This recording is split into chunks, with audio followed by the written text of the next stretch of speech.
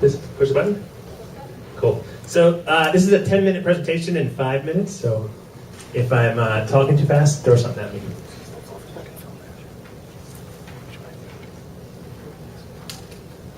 This is my friend Adele. Adele and I met when we were 16 years old on a scuba diving trip in Florida. We both went to the University of Florida, and then after school, we moved to New York City and wound up living a block away from each other. When we got to New York, we started a company called Hurry Date. Hurry Date was a pioneer in the concept of speed dating. What we did was we built this company from zero, bootstrapped it all the way up to, at our peak, doing about 150 speed dating events a month in 45 cities in 3 countries. Then we went from the offline events product and we launched Hurry Date Online. The company was acquired by a business called Spark Networks, which owns JDate and Christian Mingle. When we were making the transition from the offline to the online world, Adele, we did a ton of research on all these online dating sites. Adele found a site where women would put guys up, guys that they thought were great but for someone else. So Adele put this picture of me on this website, and that was my response. And that was Adele's response. And the big thing here was that Adele knew exactly what she was doing when she put this photo up there. Because Adele knew how to sell me better than I knew how to sell myself on any online dating site. When I was on this site with this goofy picture, there was a woman named Jess. And she was putting one of her guy friends up on the site and came across this picture, and somehow that was appealing to her, and emailed Adele. The moment Adele got Jess's very first message, she forwarded it to me with the subject, "Holy shit, it's your wife." No, true story. Jess and Adele emailed back and forth, and 2 weeks later, Jess and I met, and Adele was right. She is my wife. We got married. We now have 3 kids, and we live here in the burbs in Boston, in the suburbs, and all that good stuff. So, for years, just like any married couple, we tell our story when people ask how we met, and we usually get a response like this. "Oh my God, that's so cute! Where is that website?" Well, the site no longer exists. It was acquired and then eventually shut down. So, meet Jess, meet Ken. On Jess Meet Ken, women post guys up that they think would be a great guy for someone else. Then, if a woman sees a guy she's interested in, she contacts the poster, the woman that put the guy up. They can talk and make the introductions happen. So aside from the fact that this is our story, and even if this business made no sense at all, we'd still be launching it, it solves 3 big problems in the online dating world. The first is, this is what a woman sees in her inbox, a desirable woman, or most women, sees on her inbox on an online dating site. Tons and tons of noise. 98% of these emails that come in are completely wrong for her, and the 2% that are really good, they're just not getting through, so she's missing a lot of matches. The second thing is that a ton of people feel that they've been misrepresented to online. On Just Meet Ken, not only are all the guys recommended by a woman, but by the women talking, there's a vetting process going on there, and it makes it much clearer at the end, for the end result when the woman meets the guy. And finally, this guy, as much as I love him and want to be him, I'm not him, neither are any of you, but guys like us, we still insist on putting pictures of ourselves with our shirts off on online dating, pictures of ourselves with our cars, with our ex-girlfriends, and none of that is appealing to women. Women know how to sell a guy and to bring out his most endearing attributes much better than any of us could. So the way it works is women get on, we log in through Facebook, they answer 10 questions about the guy, fun questions, but questions that are important, questions that typical online dating sites don't really pay attention to. How funny is he? How funny is he? What's his intelligence like? What's he do for a living? How's he treat his mom? Then matching takes place through women. So women are recommending men to each other. And if women see a woman that's right for her guy, then she'll make the introduction. And then, like I said, women can actually talk to women. So if you want to talk directly to the guy, you can do that. But we encourage communication between the women.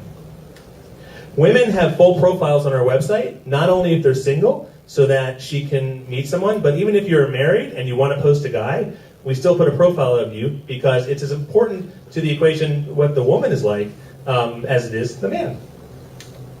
And finally, if people are interested in talking, they can message back and forth. The women can talk, the man and the woman can talk, and hopefully lots of love happens and all that good stuff. So that's Just Me, Ken. Thank you very much. Can I answer any questions? Yeah. In the contact the women, or is it just the women contacting the men? The question was, can the men contact the women?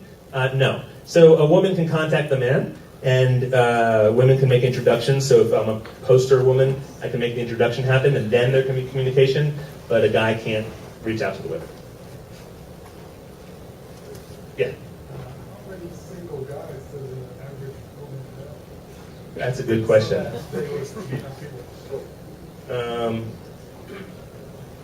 Did I do that? Oh, okay. I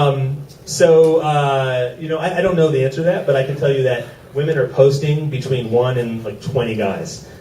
So the average is like 2. Most women post a couple guys. Some have one guy in particular they want to post. But some women just go up there and they're posting like, they're just like, these are my top 20 guys, and they're just posting them all.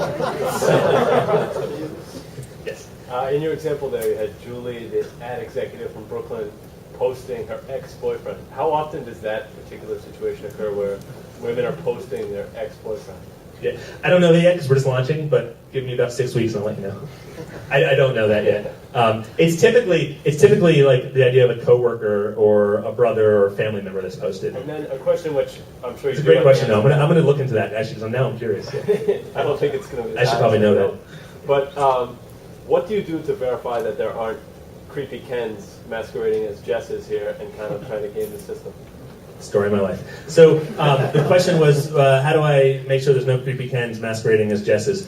So first thing is we tie into Facebook, and we verify their accounts. So they actually have a history. The account wasn't created in the last week or month or 3 months, but they have friends. So that knocks out most of it. And then we're just watching for flags. So we can filter communications, and I've been in this industry for a while, so that you can put keywords in there, and you can kind of tell eventually, if the way the dialogue is, but the amount of people that Facebook captures is so grand that we think that solves most of the problem there. Yes? So is the model that you're going after, is this a paid dating service, or you're going like an OK Cupid where it's free? It's a paid dating service. So there'll be premium features that are paid. And how much are you charging per month or whatever the subscription is? We're not there yet, but roughly between $9 to $35 depending on how long of a subscription you buy.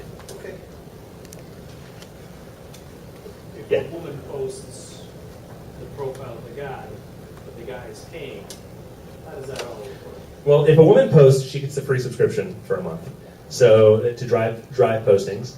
And then if the woman is posting the guy, theory is that the woman that's attracted to the guy will pay.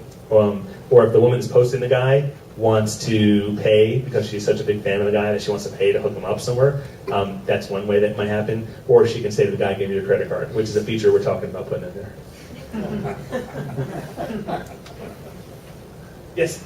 Could it work in reverse with a Ken meets Jess model? Oh, I keep doing that. There we go. And if so, yeah. did you explore that idea?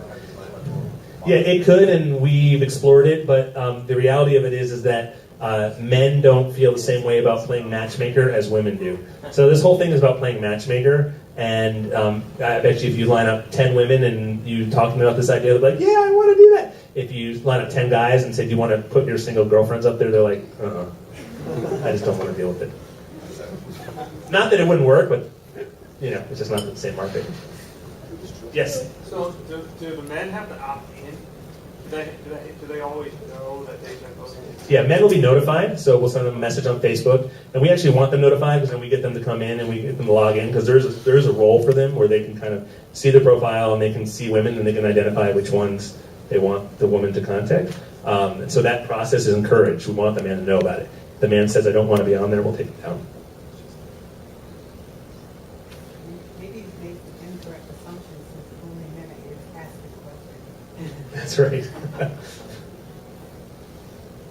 Was I that good?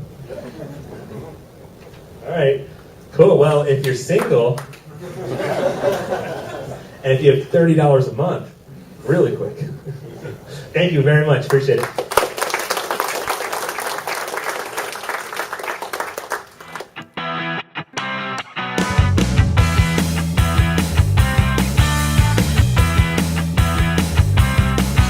Come join New England's largest technology meetup, sponsor an event, present, or attend. Visit www.bostonnewtech.org.